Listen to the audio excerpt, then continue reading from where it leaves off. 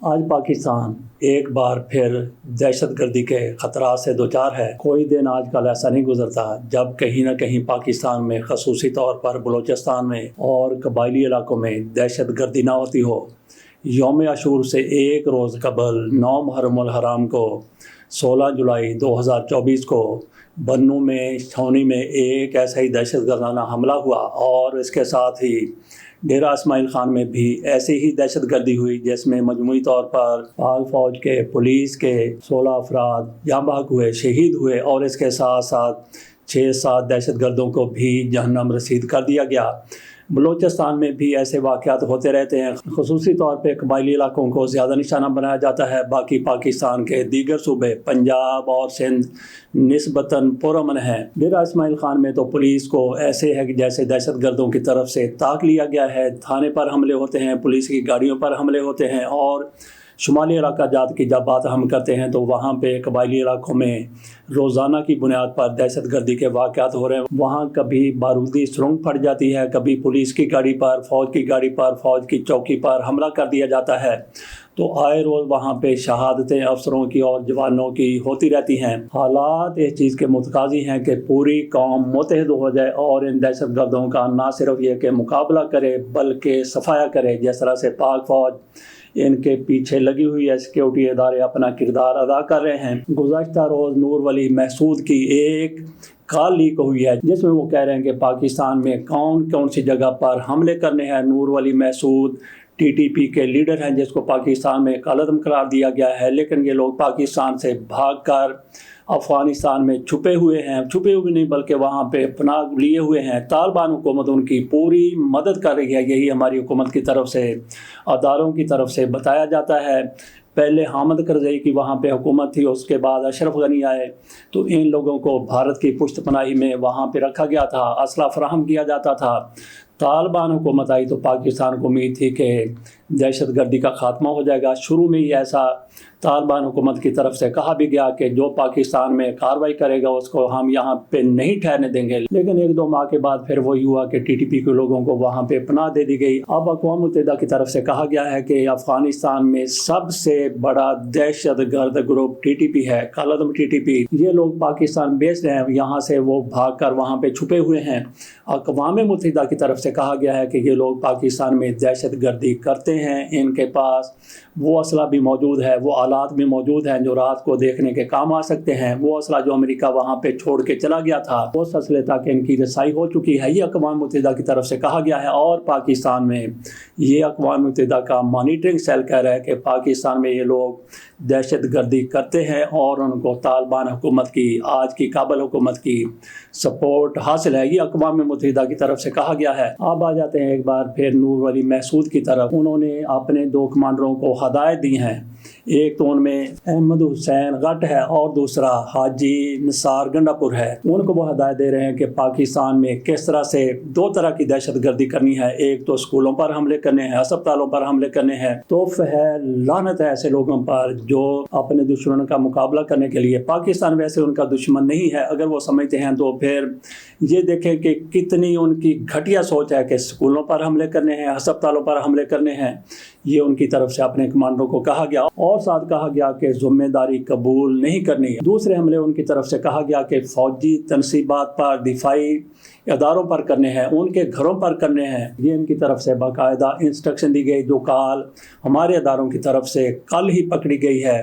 تو نور ولی محسود اگر ایسا کر رہے ہیں تو پھر ایسے لوگوں کا کیا بندوبست ہونا چاہیے۔ اور اس کے ساتھ ساتھ ایک اور دہشت گرد بھی پکڑا گیا ہے، اس کا نام امین الحق بتایا جاتا ہے۔ یہ گجرانوالہ سے پکڑا گیا ہے، CTD کی طرف سے بتایا گیا ہے کہ یہ بندہ 2021 میں افغانستان میں دیکھا گیا تھا، اس سے پہلے یہ پاکستان میں پکڑا گیا تھا، اس کو 4 سال قید کی سزا سنائی گئی۔ سزا پوری کرنے کے بعد یہ پاکستان سے چلا گیا، افغانستان میں اس کو 2021 میں دیکھا گیا۔ اس نے پاکستان کا شناختی کارڈ بھی بنوا رکھا ہے جس پر گجرانوالہ اور ایبٹ آباد کے ایڈریس درج ہیں۔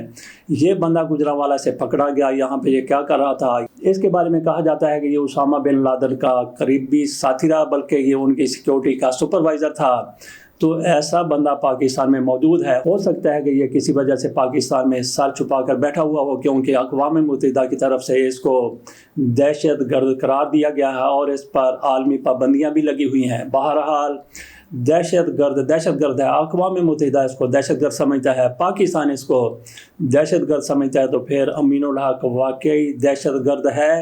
اور یہ گجرانوالہ میں بیٹھا کیا کر رہا تھا، کیسے پاکستان میں دوبارہ داخل ہو گیا، یہ بھی بہت بڑے سوالات ہیں. اور یہ شکر بھی ادا کرنا چاہیے کہ جج صاحبان ایسے ہماری عدالتیں نہیں ہیں جو ایسے لوگوں کو آزاد کر دیا کرتی تھیں. بہرحال یہ گرفتار ہوا، انکوائری ہو رہی ہوگی کہ یہ گجرانوالہ میں بیٹھا کیا کر رہا تھا، کیا کوئی سازش بن رہا تھا یا یہ بھی سہولت کار تھا ان لوگوں کا جو پاکستان میں دہشت گردی کروا رہے ہیں.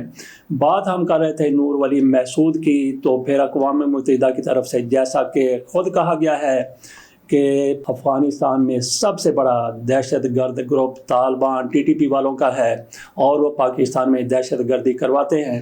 تو کیا ایسی ہی رپورٹ پاکستان کو دینے کی ضرورت ہے؟ اقوام متحدہ کی طرف سے ویجیلنٹ رکھنے کے لیے پاکستان کو یہ بتایا گیا ہے. کیا اقوام متحدہ کا یہاں پہ کردار ختم ہو جاتا ہے؟ جس طرح سے طالبان، یہ والے طالبان جو آج کل حکومت میں ہیں، یہ افغانستان میں جو کچھ کر رہے تھے، امریکہ وہاں پہ گیا، ان پر حملہ کیا، ان کے ساتھ کئی سال تک لڑتا رہا، بالآخر ہار کر تھک کر یہاں سے چلا گیا، طالبان حکومت میں آ گئے.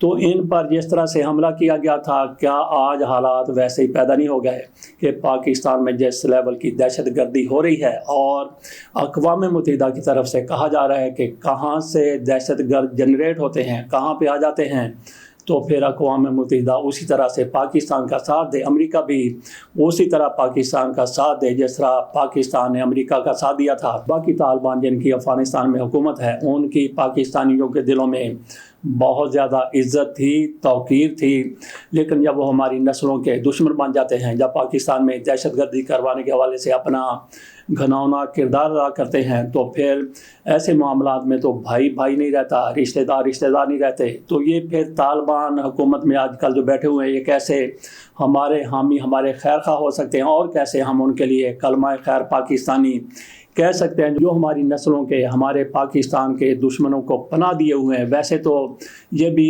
TTP والے بھی خود کو مسلمان کہلواتے ہیں. اگر یہ راہ راست پر آ جاتے ہیں تو بہت اچھا ہے، اگر نہیں آتے تو پھر اقوام متحدہ ان کا کوئی بندوبست کرے.